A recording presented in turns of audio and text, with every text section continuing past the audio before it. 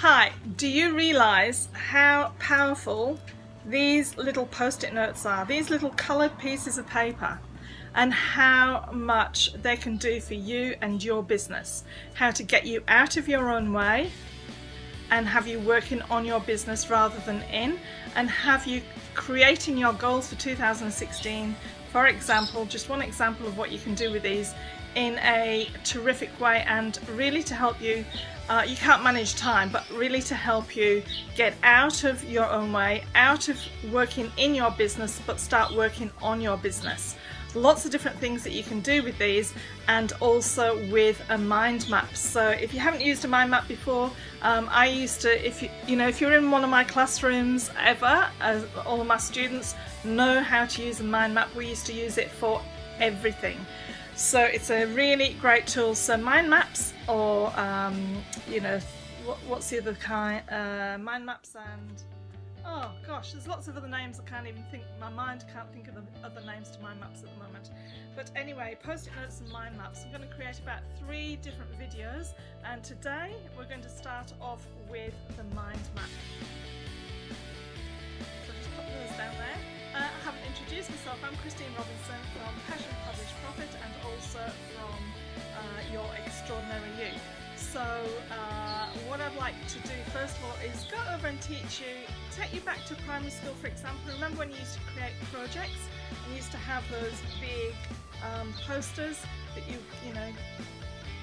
colour in pictures and write on, or even into high school when you would do a report on something.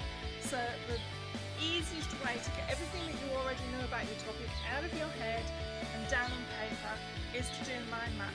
Now I teach my clients, my high-end clients, how to use this in both their business, but also in one of the first things they do, which is to write a best-selling book. So I'm going to I live here in Australia. It's currently 38 degrees, so bear with me doing this outside.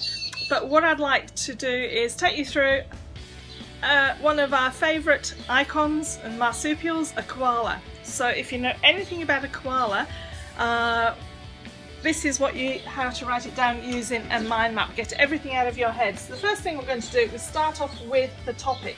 So in this case, koala.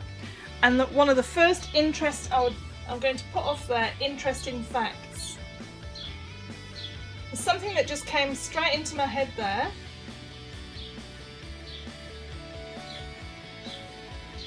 I'm just going to use some different colours here. One of the first things that came into my head is that a koala is not a bear, and most people, I used to do it, most people call a koala a bear, a koala bear. It's not a bear, okay? So I'll just put not a bear. So that's one of the first facts. Okay, so what can we do if we're looking at the topic of any sort of animal, and in this case, what kind of animal is it? Well, it's a marsupial. Okay, so that's the next thing. What else would you do when you're talking about animals? Is habitat. Habit or habitat. Okay, where they live. Another one might be physical appearance.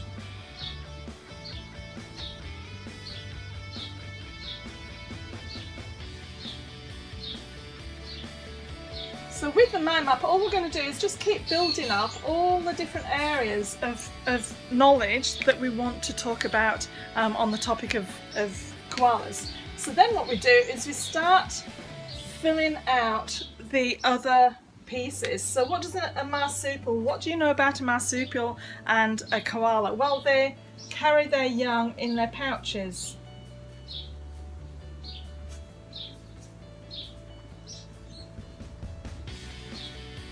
So they carry their young in a pouch. If you think of a koala, for example, a koala when it's first born, not a koala, sorry, a kangaroo, when it's first born is about an inch high. That is it, it's tiny.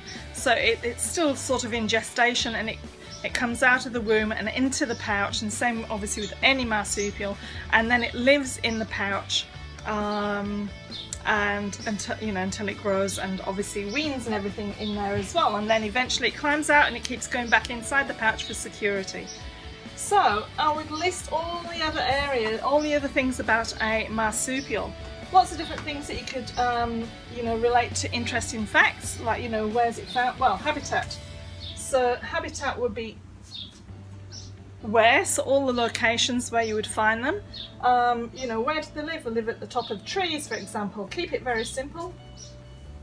So if you were here in Australia, it's not very often that you see a koala in the wild, only if you're out in the bush, and you would probably hear them more than you would see them because you have to look right up, and because their habitat, what they do, would that go in habitat or interesting facts? They sleep, I'll put that in there, they sleep 80% of the day and they're only awake for 20% of the day when they're eating. So you will see them wrapped around like in a fork in a branch and the trunk of a tree, really high up. So you might see, you know, little grey balls or brown balls, grey balls normally, up in the top of the tree.